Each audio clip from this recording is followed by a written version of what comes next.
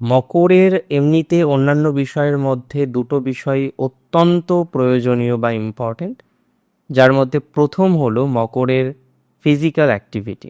স্বাস্থ্য সচেতনতার জন্য আপনাকে আরেকটু বেশি অ্যাক্টিভ হওয়া উচিত।